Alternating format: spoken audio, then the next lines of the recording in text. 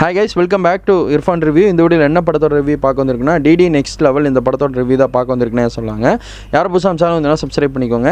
DD next level இந்த படத்தில் சந்தானம் அவங்க ஹீரோவாக நடிச்சிருக்கான்னு சொன்னாங்க. ஹீரோனா நம்ம யாசிகா அவங்க இருக்காங்க. இந்த படத்தில் ஏற்பட்டு இருக்கான்னு சொல்லிட்டு போகலாம். மொட்ட ராஜேந்திரன், கௌதம் வாசுதேவன், படத்தில் ரெட்டிங் கிங்ஸ்லின்னு சொல்லிட்டு போகலாம். ஒரு பட்டாளமே இருக்காங்க, லொல்லு சபா. இப்போ படத்தோட ஒன்லைன் ஸ்டோரி என்னென்னு பார்த்துடலாம் வாங்க. அதாவது இந்த படத்தில் வந்து பார்த்திங்கன்னா, ஒரு தேட்டருக்கு ப்ரீ ஷோ ரிவ்யூ நடத்துகிறேன்னு சொல்லி ஒரு பார்சல் ஒன்று வருதுன்னு சொல்லாங்க சந்தானத்துக்கு. அவங்களுக்கு குடும்பத்தோடு வந்து இந்த படத்தை பார்த்துட்டு ரிவ்யூ கொடு சந்தானம். அவர் வந்து பார்த்திங்கன்னா தொடர்ந்து ரிவ்யூ பண்ணிகிட்டே இருப்பான்னு சொல்லாங்க. அவர் ஒரு சேனல் வச்சு, கிசான்னு ஒரு சேனல் வச்சு ரிவ்யூ பண்ணுவார்னே சொல்லலாம். கிசா 47 சொன்னாலே கண்டிப்பாக எல்லாத்துக்கும் தெரியும். அதில் நல்லா ஃபேமஸாக இருக்கிற சில பேர் நெகட்டிவ் கமெண்டாக நெகட்டிவ் ரிவ்யூவாக கொடுத்துட்ருக்கா. படம் நல்லா இருக்க, படமே நல்லாயின்னு சொல்லிட்டு இருப்பார். அதுக்கெல்லாம் இவனை ஒரு நாள் ஒரு இடத்துல விட்டு பூந்து பேயெல்லாம் அடிக்க விடணும் அப்படின்னு சொல்லுவாங்க. மக்கள் சொன்ன மாதிரி பேட்டிலாம் கொடுப்பாங்க. சொன்ன மாதிரியே வந்து பார்த்திங்கன்னா படம் பார்க்கலான்னு போனவர் ஸ்க்ரீன்குள்ளே போயிடுவார். நம்ம சந்தானம் அவர் நெகட்டிவ் ரிவ்யூ கொடுக்குற காரணத்தினால வந்து பார்த்திங்கன்னா அங்கே சீரியல் கில்லர் அந்த கப்பலுக்குள்ளே போய் ஒரு சம்பவம் நடக்கும். ஃபர்ஸ்ட் ஆஃப் பாதி வந்து பார்த்திங்கன்னா கப்பலுக்குள்ளே நடக்கும். அதாவது சீரியல் கில்லர் தேடி ஒவ்வொரு ஃபேமிலியாக கொள்ளுவார்னே சொல்லாங்க. அதாவது சந்தானத்தோட ஃபேமிலியே வந்து பார்த்திங்கன்னா அந்த கப்பலுக்குள்ளேயே இருப்பாங்க. அவங்க படம் பார்க்க தான் வந்திருப்பாங்க. ஆனால் கேரக்டர் வைஸில் போகும்போது படத்துக்குள்ளே இருக்கிற மாதிரி இதாக இருப்பாங்கன்னே சொல்லாங்க. சந்தானம் காப்பாற்றி கொண்டு வரலையா தான் இந்த படத்தோட ஒன்லைன் ஸ்டோரி. அந்த சீரியல் கில்லரு பேயிட்ட இந்த மாதிரி இடத்துட்டு இருந்தெல்லாம் தப்பிச்சு வரலையா அதாங்க இந்த படத்தோட one line story. DD next level படம் பொறுத்தளவு வந்து பார்த்திங்கன்னா நல்லாவே எடுத்துகிட்டு போயிருக்காங்கன்னு சொல்லாங்க. ஃபஸ்ட்டாக பொறுத்தளவு கொஞ்சம் ஸ்லோவாக தான் போகும். அப்புறம் போக கொஞ்சம் ஃபாஸ்ட்டாகிருன்னு சொல்லாங்க. எந்த இடத்துல ஃபாஸ்ட் ஆகுனா, ஃபஸ்ட் ஆஃப் கொஞ்சம் இன்ட்ரோல் வரக்கு முன்னாடி வந்து பார்த்திங்கன்னா அந்த கப்பல்லேருந்து இறங்கி ஒரு இன்னொரு இதுக்கு போவாங்க, பில்டிங்க்கு. அங்கே போனோடனே ஒரு பேலஸ்குள்ளே போனோடனே ஒரு சம்பவம் நடக்கும். அதற்கு பின்னணி தான் வந்து பார்த்திங்கன்னா இந்த படத்தோட டிடி நெக்ஸ்ட் லெவல் நல்லா இருந்துச்சுன்னே சொல்லாங்க.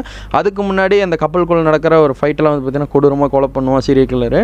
அவர் யாருன்னு பார்த்தா அதுக்கு ஒரு ஃப்ளாஷ்பேக் வச்சுருப்பாங்க. ஃப்ளாஷ்பேக்குன்னே சொல்லாங்க. ஆனால் இந்த படத்தை ஒன் டைம் ட்ரை பண்ணலான்னே சொல்லாங்க. இன்னொரு 2 டைம் ட்ரை பண்ணலான்னா, மேக்ஸிமம் 2 டைம் ட்ரை பண்ணலாம். படத்தில் காமெடி யார் ஸ்கோர் பண்ணியிருக்காருன்னா, எனக்கு தெரிஞ்சு மொட்ட ராஜேந்திரன் நல்லா ஸ்கோர் பண்ணியிருக்காருன்னு சொல்லாங்க. மொட்ட ராஜேந்திரனுக்காகவே படம் பார்க்க போகலாம். சந்தானம் எப்பவும் போல் சொன்ன மாதிரி அந்த சென்னை பாஷையில் வாட் ப்ரோ அந்த சொல்லுவார் பாருங்க, ப்ரோன்னு அந்த ஸ்நாக்லேயே பேசிட்டு வருவார். அது கொஞ்சம் நல்லா இருந்துச்சுன்னு சொல்லாங்க. செகண்ட் ஹாஃபில் படம் கொஞ்சம் விறுவிறுப்பாக போச்சு, நல்லாவே விறுவிறுப்பாக போச்சுன்னு சொல்லாங்க.